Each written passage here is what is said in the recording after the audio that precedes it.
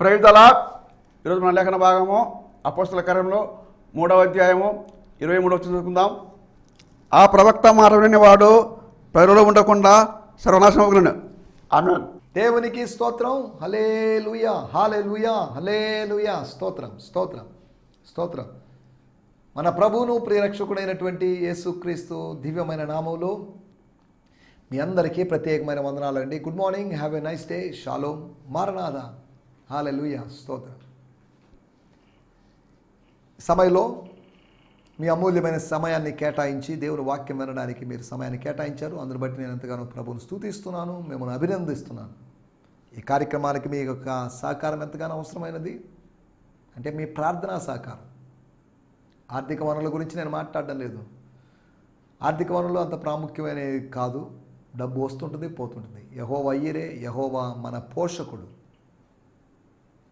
ఆర్థికంగా మనల్ని పోషించగలడు, ఆర్థికంగా మనల్ని ఫీడ్ చేయగలడు, ఆర్థికంగా మనకు సప్లై చేయగలడు. He's our supply. మనం సప్లికేషన్ చేసినప్పుడు మనకు సప్లై వస్తుంది. కనుక ఆయన వైపు చూద్దాం. ప్రతి జీవి కోరికను ఆయన తీరుస్తాడు. తన గుప్పిలు విప్పి, తన కుడి చేత 7 నక్షత్రములు పట్టుకున్నవాడు తన గుప్పిలలో మనకు కావలసిన ఆశీర్వాదాలు చాలు. నీ 70 సంవత్సరాలు, నీ 80 సంవత్సరాలు, నీ 90 సంవత్సరాల ఆయుష్ కావలసినటువంటి ఆశీర్వాదాలన్నీ ప్రభు యొక్క గుప్పిల్లో ఉన్నాయి. గుప్పిలు అంటే అది మూయబడింది. అది మెల్లగా తెరిచాడు అనుకోండి, ఒక ఆశీర్వాదం నువ్వు పొందుకుంటావు. ఆశీర్వాదానికి వారసులవుటకు మనం పిలువబడ్డాం. ఆత్మీయ ఆశీర్వాదాలకు వారసులు అవడానికి, పరలోకపు ఆశీర్వాదాలకి వారసులు అవడానికి, వాక్యములో దాచి ఉంచబడినటువంటి ఆశీర్వాదాలకి మనం వారసులు కావడానికి, వాటిని స్వతంత్రించుకోవడానికి మనం పిలువబడ్డాం. స్తోత్రం, స్తోత్రం, హల్లెలూయా. నిన్నటి ఎపిసోడ్లో మనం 7 విషయాలు ఆలోచించాం. యేసును గూర్చినటువంటి సత్యాలు అనగా 2వ అధ్యాయంలో కానీ 3వ అధ్యాయంలో కానీ పేతురు యొక్క ప్రసంగంలో ఆ ప్రసంగం యొక్క టాపిక్ లేదా ప్రసంగంలోని మెయిన్ వ్యక్తి, కథానాయకుడు ఎవరంటే యేసే. Jesus is the hero. యేసు మన కథానాయకుడు. స్తోత్రం. మనము జీరో, ఆయన హీరో. కానీ మనమే హీరో అన్నట్టుగా ఆయన జీరో చేసి మనం ప్రవర్తిస్తుంటాం. ఆయన మీద ఆధారపడకుండా నేను చేయగలలే, I can do this, I can do that అని అనుకొని ఆయన్ని మనం ఆయన్ని జీరో చేయొద్దు. ఆయన ఎప్పటికీ హీరోనే. స్తోత్రం. నిన్నటి ఎపిసోడ్లో యేసును గురించిన సత్యాలు 7 సత్యాలు. ఒకటి, ఆయన సేవకుడని. ఆయన ఎవరికి సేవకుడు? దేవుడు తన సేవకుడైన. స్తోత్రం. నిత్యత్వంలో దేవుడు తండ్రి అయిన దేవుడు, కుమారుడైన దేవుడు, పరిశుద్ధాత్ముడు వాళ్ళు ఉన్నారు. యోహాను సువార్త 17వ అధ్యాయం రాయబడింది, జగదుత్పత్తికి మునుపే నువ్వు నన్ను ప్రేమించితివి. స్తోత్రం. ఆయన ఈయన్ని ప్రేమిస్తున్నాడు, ఈయన ఆయన్ని ప్రేమిస్తున్నాడు. ఒకరినొకరు ప్రేమించుకుంటున్నారు. స్తోత్రం. ఆ ప్రేమను పంచడం విషయంలో దాసుడయ్యాడు.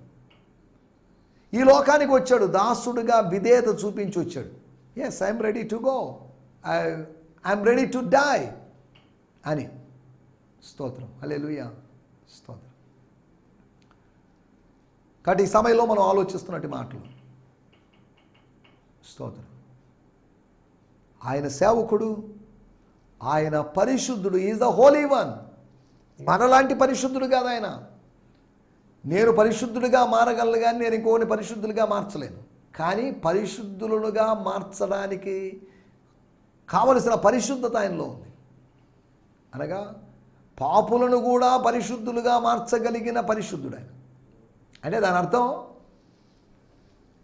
ఆయన ఎవరి వలనో పరిశుద్ధుడిగా తీర్చబడినవాడు, మార్చబడినవాడు కాదు. ఆయన తనంతట తాను స్వయంభవుడులాగా ఆయన స్వయం శుద్ధీకరణ చేసుకునేవాడు, స్వయం శుద్ధుడైనటువంటి దేవుడు. He's holy. స్తోత్రం. Holy, most holy. పరిశుద్ధ స్థలం, అతి పరిశుద్ధ స్థలం అని ఉన్నట్టుగా వాటి మధ్యలో తెర చినిగిపోయింది. దానివల్ల అది ఓపెన్ అయిపోయింది, దాన్ని మనం చూడగలుగుతున్నాం, లోపల ఏం జరుగుతుందో మనం అర్థం చేసుకోగలిగాం. ఆ అతి పరిశుద్ధుడు అంటున్నటువంటి ఆ సూపర్లేటివ్ డిగ్రీ, ఆయనతో సమానమైన పరిశుద్ధులే లేరు.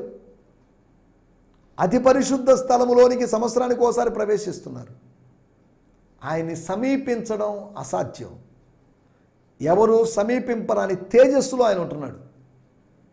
కానీ సమీపింపగలిగినట్లుగా ఆయన అతి పరిశుద్ధ స్థలములోనే కాదు, ఆయన అతి పరిశుద్ధ స్థలంలోంచి పరిశుద్ధ స్థలంలోంచి ఆవరణలోకి వచ్చాడు, కోర్టులోకి వచ్చాడు. మోస్ట్ హోలీ ప్లేస్లో నుంచి, మోస్ట్ హోలీ ప్లేస్ ఉంది అంటే దాని అర్థం మోస్ట్ హోలీ గాడ్ ఉన్నాడని అర్థం. హోలీ ప్లేస్ ఉందంటే దాని అర్థం హోలీ గాడ్ ఉన్నాడని అర్థం. దేవుని స్తోత్రం. కోర్టు ఉందంటే ఆ కోర్టులో రకరకాల ప్రజలు కూర్చున్నారు. అన్యజనులు ఉన్నారు, స్త్రీలు ఉన్నారు, పురుషులు ఉన్నారు, యాజకులు ఉన్నారు, పరదేశులు ఉన్నారు, అంటే అన్యజనులు ఉన్నారు. ఇది అక్కడ పరిస్థితి. ఈ 3 స్థలాల్లోనూ తాను ఉండగలిగిన వాడు. 3 స్థలాలు 3 కాలాలు అయిండొచ్చు. 3 కాలాలని గుర్తు చేసుకోవచ్చు. ఈ 3 స్థలాలు 3 సమయాల్ని గుర్తు చేస్తున్నాయి. స్తోత్రం, హల్లెలూయా, స్తోత్రం. ప్రజలందరూ ప్రార్థన చేస్తున్నాడు, లోపల పరిచర్య చేస్తున్నాడు. లోపల పరిచర్య చేస్తున్న వాడితో ఉంటూ బయట ప్రార్థన చేస్తున్న వాడితో ఉంటున్నట్టు దేవుడు. దేవుని స్తోత్రం, హల్లెలూయా. 3వది ఆయన నీతిమంతుడు. మనం నీతిమంతులుగా తీర్చబడ్డాం. మనకు ఇంప్యూటేషన్ జరిగింది. ఇంప్యూటేషన్ నీతి ఆపాదించబడింది మనకు. ఆయన నీతి ఆపాదించబడింది. ఆయన నీతిమంతుడు. మనం స్వయంగా నీతిమంతులం కాదు, ఆయన నీతి వలన. మనము నక్షత్రాలం కాదు, మనం గ్రహాలు లాంటి వాళ్ళం. అలాగని బైబిల్లో మనల్ని ఎక్కడ గ్రహాలుగా పోల్చలేదు కదా అని అంటారు. వాస్తవమే. గ్రహాలు నక్షత్రాలు అంటున్నప్పుడు సైంటిఫిక్ డిఫరెన్స్ నేను చెప్తున్నాను. స్వయం ప్రకాశకాలు కాదు మనం. మనంతటా మనం వెలగలేము. మనల్ని ఎవరో వెలిగించాలి, మనల్ని ఎవరో ప్రోత్సహించాలి, మనల్ని ఎవరో ముందుకు నెట్టాలి. స్తోత్రం, హల్లెలూయా, స్తోత్రం. 4వది ఆయన జీవాధిపతి, జీవానికి అధిపతి, జీవం మీద ఆధిపత్యం కలిగినవాడు, జీవాన్ని తీసుకోగలిగినవాడు, జీవాన్ని పోయగలిగినవాడు, అనగా పెట్టగలిగినవాడు. 5వది ఆయన పరలోకపు నివాసి. స్తోత్రం, సియోను వాసి. పరలోకపు నివాసి అంటున్నప్పుడు సియోను వాసి, సియోనులో వసించేవాడు. హృదయాన్ని సియోనుగా మార్చుకుంటే, హృదయాన్ని పరలోకంగా మార్చుకుంటే అక్కడ నివసింపగలిగిన వాడు. 6వది ఆయన ప్రవక్త అయి ఉన్నాడు. Is a prophet. మోషే అనే ప్రవక్త చనిపోయాడు, కానీ జీసస్ చనిపోయాడు, చనిపోయి తిరిగి లేచాడు. మోషే చనిపోయాడు, మోషే తిరిగి లేవలేదు. స్తోత్రం, హల్లెలూయా. తర్వాత ఆయన సంతానమై ఉన్నాడు. He's the seed of Abraham, seed of David. దావీదు, అబ్రహాము సంతానము, దావీదు యొక్క సంతానం. దేవుని స్తోత్రం, హల్లెలూయా. వీటి గురించి మనం గత ఎపిసోడ్లో ఆలోచించాం. యేసును గురించినటువంటి 7 సత్యాలవి. యేసును గురించినటువంటి 7 విధాలైనటువంటి సమాచారం అది. The 7-fold information, 7-fold truths about Jesus Christ. తన బోధకుడు, తన యజమానుడైనటువంటి, ఆరోహణమై వెళ్ళిపోయినటువంటి, ఏ నామములో తాను శక్తి పొందాడో, ఏ నామములో శక్తిని కుంటివానిలోకి పంపించి వాడిని లేవనెత్తాడో, ఆ నామము కలిగినటువంటి వ్యక్తి, ఆ యేసును గురించి హైలైట్ చేశాడు.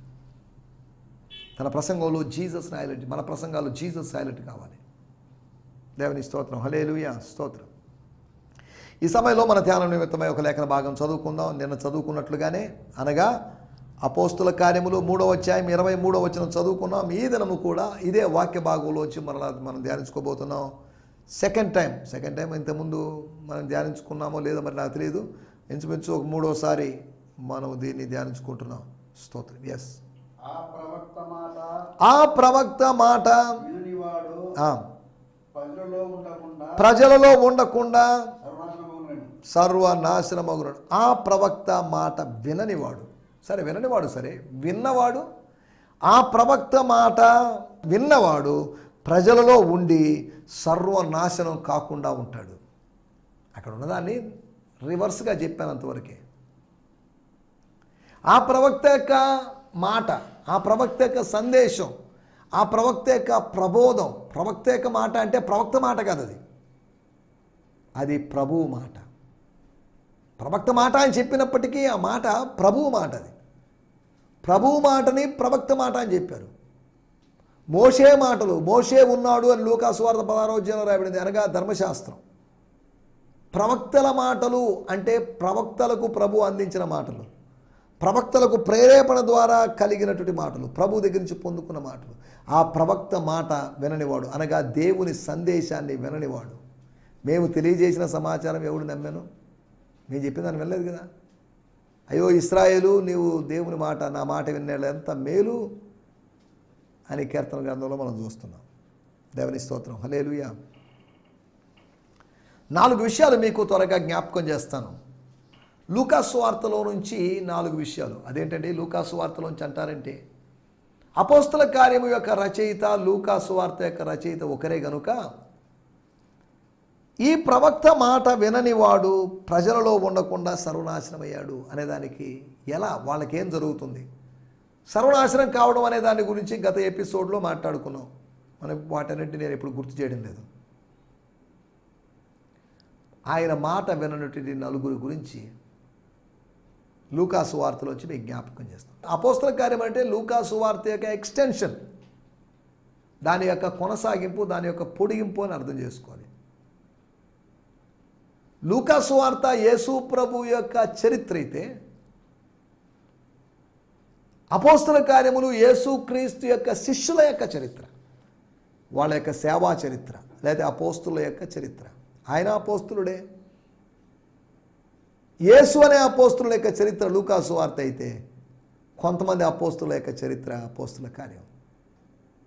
మేబీ పేతురు, యోహాను, యాకోబు, పౌలు, ఈ 4 అపోస్తుల యొక్క చరిత్రగా మనం అపోస్తుల కార్యాన్ని, 12 మంది అపోస్తుల చరిత్ర కాదు ఇది, 12 మంది అపోస్తుల యొక్క సేవా చరిత్ర కాదు. దేవుని స్తోత్రం, హల్లెలూయా, స్తోత్రం. మనం ఆలోచిస్తున్న విషయాల్లోకి వచ్చేద్దాం. మన టైటిల్, మాట వినకపోతే, వింటే మంచిది, వినకపోతే నష్టం. స్తోత్రం. మాట వినుట శ్రేష్టము అని మొదటి సమూయేలు గ్రంథం 15వ అధ్యాయంలో రాయబడింది. మాట వినడం శ్రేష్టం. సమూయేలు సౌలుతో చెప్తున్నాడు, మాట వినుట శ్రేష్టం. నీ బలులు కాదు, నీ కొవ్వినవి, నీ బలిసిన వాటిని తీసుకొచ్చి అర్పించడం కాదు, అది కాదు దేవుడు కోరుకునేది. దేవుడు కోరుకునేది నువ్వు ఆయన మాట వినాలి. Obedience is better than sacrifice. నీ విధేయత అనేది నువ్వు అర్పించేటువంటి బలులన్నిటికన్నా విధేయత అనేది ఒక శ్రేష్టమైన బలి లాంటిది. నిన్ను నువ్వు తగ్గించుకోవడం, నిన్ను నువ్వు అర్పించుకోవడంలో అనేటువంటి అనుభవం అందులో ఉంది. దేవుని స్తోత్రం, హల్లెలూయా. Obedience is better than sacrifice.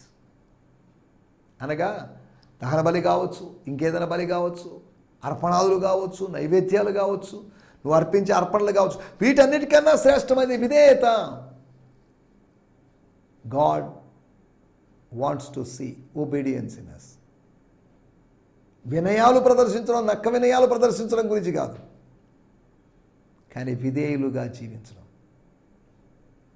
ఆదాము యొక్క అవిధేయత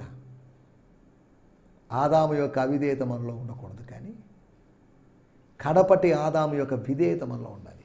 ఆదాము యొక్క అవిధేయతను గురించి మనకు తెలుసు. లోకానికి శాపాన్ని, మరణాన్ని తీసుకొచ్చి, పాపాన్ని తీసుకొచ్చి. కానీ యేసు యొక్క కడపటి ఆదామైనటువంటి యేసు యొక్క విధేయత, సిలువ మరణము పొందినంతగా చూపిన విధేయత, absolute obedience, complete obedience, 100% obedience.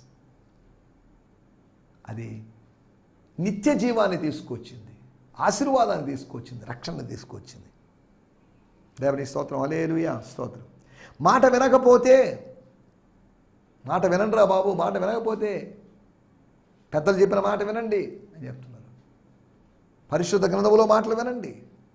పెద్దలంటే తల్లిదండ్రులు, గురువులు, వీళ్ళ మాటలు వినండి. స్తోత్రం, స్తోత్రం. 4 విషయాలు మీకు త్వరగా జ్ఞాపకం చేయబోతున్నాను. మొట్టమొదటి మాట, లూకాసు వార్త 6వ అధ్యాయము 49వ వచనం. లూకాసు వార్త 6వ అధ్యాయము 49వ వచనం. అయితే నా మాటలు వినియు చేయనివాడు పునాది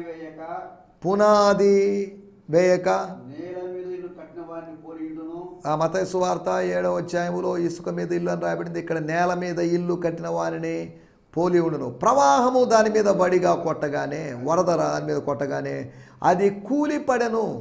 ఆ ఇంటి పాటు గొప్పదని చెప్పాను. నా మాటలు వినియు చేయనివాడు, అనగా యేసు మాటలు వినియు చేయనివాడు, అనగా యేసు అనేటువంటి ప్రవక్త యొక్క మాట విని చేయనివాడు, వాడు పునాది లేకుండా, ఎందుకులేండి పునాది అంత స్ట్రాంగ్ వేసుకోవడం, అంత అవసరం లేదేమో, మనకు సేఫ్గానే ఉన్నాం కదా, మనం భద్రతలోనే ఉన్నాం కదా, మనకేం ప్రమాదాలు లేవు కదా. స్తోత్రం, స్తోత్రం. నేల మీద ఇల్లు కట్టిన వారిని పోలి ఉన్నాడు. ఏమైంది? ప్రవాహము వడిగా కొట్టగానే, బలంగా కొట్టగానే అది కూలిపోయింది, కుప్ప కూలిపోయింది. స్తోత్రం, హల్లెలూయా. నేలమట్టమైంది. ఆ ఇంటి పాటు గొప్పది. మత్తయి సువార్త 7వ అధ్యాయం కూడా నేను చదువుతున్నాను. స్తోత్రం. ఎందుకంటే ప్యారలల్ వాక్య భాగం కాబట్టి. 7:24. ఈ నా మాటలు విని వాటి చొప్పున చేయి ప్రతి వాడును బండ మీద తన ఇల్లు కట్టుకున్న బుద్ధిమంతుని పోలి ఉన్నాడు. సరే, బుద్ధిమంతుడి గురించి కాదు కానీ తర్వాత, మరియు ఈ నా మాటలు విని వాటి చొప్పున చేయని ప్రతివాడు ఇసుక మీద, లూకాసు వార్తలో నేల మీద అని రాయబడింది, ఇసుక మీద తన ఇల్లు కట్టుకున్న బుద్ధిహీనుని పోలి ఉన్నాడు. స్తోత్రం, హల్లెలూయా, స్తోత్రం. ఇల్లు కట్టిన వానిని పోలి ఉండును అని రాయబడింది. ఇక్కడ బుద్ధిహీనుడు లేకపోతే బుద్ధిమంతుడు అని రాయబడింది. వాన కురిసెను, వరదలు వచ్చెను, ప్రవాహం వచ్చిందని రాయబడింది. అక్కడ గాలి విసిరి ఆ ఇంటి మీద కొట్టెను, అప్పుడు అది కూలబడెను, కూలిపోయాను అక్కడ రాయబడింది. దాని పాటు గొప్పదని చెప్పాను. సరే, దేవుని స్తోత్రం. ఒకటి, ప్రవక్త మాట వినని వానికి నష్టం కలుగుతుంది. హీ విల్ ఫేస్ లూజ్, లేకపోతే he lost things, he will lose the things. అది మొట్టమొదటి విషయం.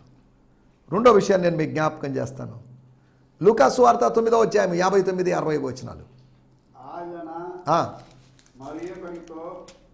ఆయన మరి ఒకనితో అనగా వేరొకనితో ఫాలో మీ అన్నాడు, వెంటమని చెప్పాడు. శిష్యులు పిలిచాడు. అతడు, నేను వెళ్ళి మొదట నా తండ్రిని పాతిపెట్టి వచ్చుట. ఓకే. అందుకు ఆయన, మృతులు తమ మృతుల్ని పాతి పెట్టుకొననేమో, నువ్వు వెళ్ళరా బాబు, గో, నన్ను వెంబడిస్తున్నావు సరే, నన్ను వెంబడిస్తున్న వాడివి నా కోసం వెళ్ళు, నా రాజ్యాన్ని, నా దేవుని రాజ్యాన్ని ప్రకటించు అని చెప్పినట్లుగా నువ్వు వెళ్ళి ప్రకటించు. గో అండ్ స్పెల్, దాన్నే గాస్పల్ అన్నారు. వెళ్ళండి, ప్రకటించండి. వేరు జిల్లాలకు వెళ్ళండి, వేరు గ్రామాలకు వెళ్ళండి, వేరు ప్రాంతాలకు వెళ్ళండి, వేరు మండలాలకు వెళ్ళండి, చెప్పండి. దేవుని స్తోత్రం, హల్లెలూయా. నేను చదువుతున్నాను లేఖన భాగాలు. లూకాసు వార్త 6వ అధ్యాయము 49వ వచనం. స్తోత్రం, నేను చదువుతున్నాను sir. But the one who has heard my teaching and does not obey like a man who built a house without laying any foundation at all. స్తోత్రం. 9వ అధ్యాయంలోకి వెళ్దాం. 9వ అధ్యాయము 59వ వచనం. అక్కడ రాయబడిన మాటలు మనం చూద్దాం. స్తోత్రం. ఇక్కడ ఏమని రాయబడ్డాయి? స్తోత్రం. The power of faith, the greatest, the Jesus journey to Jerusalem, the cost to follow Jesus. స్తోత్రం. Jesus then turned to another and said, come, be my disciple. రా, వచ్చి నా శిష్యుడుగా. He replied, someday I will. ఇప్పుడు కాదులే, one day, someday I will come, Lord, but allow me to first to fulfill my duty as a good son. ఒక మంచి కుమారునిగా నా బాధ్యత నెరవేర్చాను మా తండ్రి విషయం నేను చూస్తాను. And wait until my father passes away. మా తండ్రి చనిపోయే తర్వాత అయితే నేను ఫ్రీ అవుతాను. స్తోత్రం. ఇక్కడ రాయబడింది 60వ వచనం. Jesus told him, don't wait for your father's burial, let those who are already dead wait for death. As for you, go and proclaim everywhere that God's kingdom has arrived. దేవుని రాజ్యం వచ్చిందని, సమీపించిందని చెప్పరా బాబు. దేవుని రాజ్యం సమీపించిందనే సత్యాన్ని అవగాహన, స్పృహ లేని వాళ్ళుగా ప్రజలు జీవిస్తున్నారు. స్తోత్రం. ఈ వ్యక్తి ఎవరో మరి మనకు తెలియదు, పేర్లు అవి రాయబడలేదు. అతడు తన ఆధిక్యతను కోల్పోయాడు. He lost his privilege. ఆయన పిలిచాడు, పిలిచి ఆయన పంపుతాడు, వెళ్ళమన్నాడు, అపోస్తులుగా మారుస్తాడు. ఆధిక్యతను కోల్పోయాడు. నష్టం కలిగింది, ఆర్థిక నష్టం కలిగింది ఒకడికి, ప్రవక్త మాట వినని వాడికి. రెండోది, ప్రవక్త మాట వినని వాడు ఆధిక్యతను కోల్పోతాడు. ఏంటి ఆధిక్యత? ప్రకటించే ఆధిక్యత. సువార్తను ప్రకటించడం ఒక ధన్యత. అది అందరికీ ఇవ్వబడలేదు, అందరూ చేయడం లేదు ఆ పని. కానీ ప్రకటిస్తున్న వారు ఉచితంగా ప్రకటిస్తే అది వారికి జీతం లాగుంటుంది, అది వారికి ప్రతిఫలం తెస్తుంది, ప్రతిఫలం లాంటిది. ఈ రోజులో ఉచితంగా ప్రకటించడం లేదు. అంతేవ్వండి, ఇంతేవ్వండి డిమాండ్లు చేసుకుంటున్నారు. కార్పొరేట్ సేవకులు అనబడిన వాళ్ళు అంతేవ్వండి, ఇంతేవ్వండి డిమాండ్ చేయడం. ఎంత సిగ్గుగా ఉంది. సువార్తను అమ్ముకుంటున్నారు. ఉచితంగా పొందితిరి, ఉచితంగా ఇవ్వండి అని యేసు ప్రభు మత్తయి సువార్త 10వ అధ్యాయంలో చెప్పాడు. తర్వాత మూడో విషయాన్ని నేను మీకు జ్ఞాపకం చేస్తాను. లూకా సువార్త 9వ అధ్యాయము 61, 62 వచనాలు. మరి ఒకడు, ప్రభువా, నీ వెంట వచ్చేది గాని నా ఇంటనున్న వారి యొక్క సెలవు తీసుకుని వచ్చుటకు మొదట నాకు సెలవుమని అడగగా, జీసస్ రెస్పాండెడ్. 62. యేసు నాడికి చేపెట్టి వినగలు చూచు వాడెవడను దేవుని రాజ్యమును పాత్ర కాడని వాడితో చెప్పాను. దేవుని స్తోత్రం. ఇక్కడ చూడండి, నేను ఈ తర్జుమా చదువుతాను. Jesus responded, why do you keep looking back to your past? నీ యొక్క గతాన్ని ఎందుకు చూసుకుంటున్నావు? And have second thoughts about following me. What is this? If you turn back you are not fit for God's kingdom. ఎంత అద్భుతంగా తర్జుమా చేశారు చూడండి. ఇక్కడ నాగలేన మాట లేదు. పాస్ట్ అంటే గతాన్ని నాగలిగా పోల్చారని కదా దాని అర్థం. వెనుక తట్టు చూడొద్దు. లోతు భార్య వెనుక తట్టు చూసింది, అది మనకు తెలిసిన విషయమే. దేవుని స్తోత్రం, హల్లెలూయా, స్తోత్రం. మనం ఇక్కడ ఆలోచిస్తున్న విషయం ఒకటి, ఒక ఆర్థిక నష్టాన్ని పొందుకున్నటువంటి ఒక వ్యక్తి ప్రవక్త మాట వినలేదు. రెండోది, ప్రవక్త మాట వినటి వ్యక్తి అతడు ఆధిక్యతను కోల్పోయాడు. మూడోది, అతని గురించి మనం ఆలోచించాం, అతను ఆత్మ సంబంధమైన రాజ్యాన్నే పోగొట్టుకున్నాడు. He missed the kingdom of God. వెనుకతోటి చూసావు, గతాన్ని చూసావు, వాడిని చూసావు, వీడిని చూసావు, కుటుంబ సభ్యులను చూసావు, బంధువులను చూసావు, తల్లిదండ్రులను చూసావు. That's finish. You last. You could not enter the kingdom of God. దేవుని రాజ్యంలో ప్రవేశించలేవు అన్నట్టుగా ఇక్కడ రాయబడింది. నాలుగో విషయం చెప్పి నేను ముగించేస్తాను. స్తోత్రం. లూకా సువార్త 18వ అధ్యాయము 22, 23 వచనాలు మనం గమనించినట్లయితే, లూకా సువార్త 18వ అధ్యాయము అక్కడ ఒక ధనవంతుడైనటువంటి అధికారిని గురించి రాయబడింది. ఆయన గురించి ఏం రాయబడిందో వాటి గురించి మనకు తెలిసిన విషయాలే. స్తోత్రం. యేసు విని, నీకు ఇంకా ఒకటి కొదవగా ఉన్నది, నీకు కలిగినవన్నీ అమ్మి బీదలకిమ్ము, అప్పుడు పరలోకమందు నీకు ధనము కలుగును, నీవు వచ్చి నన్ను వెంబడింపుమని అతనితో చెప్పాను.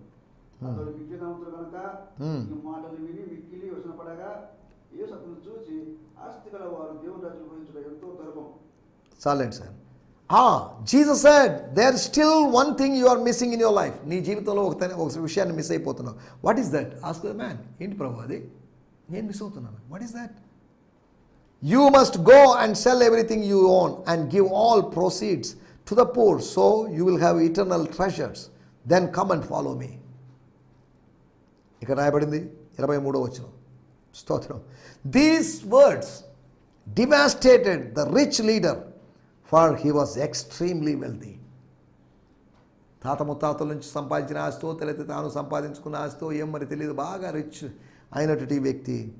These words devastated the rich man, అనగా రిచ్ రూలర్, అనగా అతన్ని డిసప్పాయింట్ చేసి, అతను వ్యసనపడుచు ముఖము చిన్నబుచ్చుకున్నాడు, నలబుచ్చుకున్నాడు, దుఃఖపడుచు. ఏమన్నాడని అంత దుఃఖం? తప్పే ఉంది యేసు ప్రభు చెప్పిన దాంట్లో. సారీ నేను దాన్ని చేయలేను అని చెప్తే యేసుప్రభు ఏదైనా మినహాయింపించుండేవాడేమో. సరే, దేవుని స్తోత్రం, హల్లెలూయా. 4వ విషయం, అతని జీవితంలో మిస్ అయిపోయాడు. దేవుని రాజ్యంలో లేకపోతే నిత్య జీవానికి వారసుడవుటకు నేనేం చేయాలి అని అన్నాడే, అతను ఆనందంగా వెళ్ళలేదు, ఆవేదనగా వెళ్ళాడు. ఆశీర్వాదం లేదు, ఆవేదన కలిగింది. చాలామంది జీవితంలో కూడా అంతే. దేవుని సన్నిధికి వచ్చి కూడా ఆనందంగా వెళ్ళరు, ఆవేదనతో వెళ్తున్నారు. మనం ఆలోచించాల్సిన మాట. యేసు ప్రభు దగ్గరికి వచ్చిన వాళ్ళు చాలామంది సంతోషంతో ఆరోగ్యంతో వెళ్ళారు, కానీ ఈ వ్యక్తి మాత్రం ఆవేదనతో తిరిగి వెళ్ళాడు. మెరిసిన ముఖంతో కాదు, నల్లబుచ్చుకున్న ముఖంతో, చిన్నబుచ్చుకున్న ముఖంతో వెళ్ళాడు. నువ్వు ఎలా ఉన్నావు దేవుని సన్నిధికి వచ్చి? మెరుస్తున్న ముఖంతో వెళ్తున్నావా, లేకపోతే మెరుపు కోల్పోయిన ముఖంతో, మూడి ముఖంతో వెళ్తున్నావా? స్తోత్రం. ముసుగు వేసుకున్న ముఖంతో వెళ్తున్నావా? ప్రార్థన చేసుకుందాం. చిన్న విషయాన్ని ఆలోచిద్దాం. ఎలాంటి పరిస్థితుల్లో మనం ఉన్నాం? చిన్న ప్రార్థన చేసుకుందాం. 4వ విషయము, అతడు ఆవేదనతో వెళ్ళాడు. ఆవేదన అనుభవం అతనికి ఉంది. ప్రార్థన చేసుకుందాం. పరిశుద్ధమైన మా దేవా, మీరు మాకు వినిపించిన మాటల కొరకే మీకు వందనాలు. ప్రవక్త మాట విననివాడు ప్రజల్లో ఉండకుండా కొట్టివేయబడి సర్వనాశనం అవుతాడని, ఆర్థిక నష్టం పొందుకుంటాడని, అంతేకాకుండా ఆధిక్యతను కోల్పోతాడని, అంతేకాకుండా మా ప్రభువ ఆత్మ సంబంధమైన రాజ్యాన్ని కోల్పోతాడని, అంతేకాకుండా ఆవేదన కలిగి ఉండాల్సి వస్తుందని 4 ఉదాహరణలు మీరు మాకు గుర్తు చేశారు. కాబట్టి నీ మాట వింటూ, మా ప్రభువు ప్రవక్తమైన నీ మాట వింటూ విధేయులమవుతూ ముందుకు సాగుతూ సాయం చేయండి. నీ మాట వినకపోతే వచ్చే నష్టాలు మేము విన్నాం. రూపాంతరం కొండ మీద ఈయన మాట వినుడి అని తండ్రి చెప్పిన మాటని ఈ సమయంలో మేము జ్ఞాపకం చేసుకుంటున్నాం. కాబట్టి అటు అనుభవాలతో వెళ్ళడానికి మీరు మాకు సాయం చేయండి. మీ మాట వినగలటో సాయం చేయండి. మాలో ఉన్న ప్రతి అవిధేయతను మేము కొట్టివేస్తున్నాం, తీసివేసుకుంటూ యేసు నామములోనే ప్రార్థించడుగుతున్నాం పరమ తండ్రి. ఆమేన్, ఆమేన్. దేవుని స్తోత్రం. మీ అందరికీ వందనాలు. ప్రభు మిమ్మల్ని దీవించునుగాక. ప్రభు చిత్తమైతే రేపు ఉదయము ఇదే సమయంలో ఇదే ఛానల్లో కలుసుకుందాం. అప్పటి వరకు దేవుని కృప మనల్ని నడిపించునుగాక. ఆమేన్. ఈ సందేశము మీకు ఆశీర్వాదకరంగా ఉందని నమ్ముచున్నాము.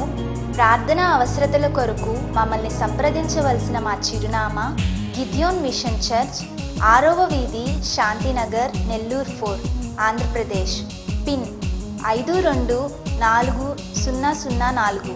మా ఫోన్ నంబర్లు 7036443613 మరి ఒక నంబర్ 9392293010. మా ఈమెయిల్ ఐడి gfihmi2015@gmail.com. దేవుడు మిమ్మును ఆశీర్వదించునుగాక. ఆమేన్.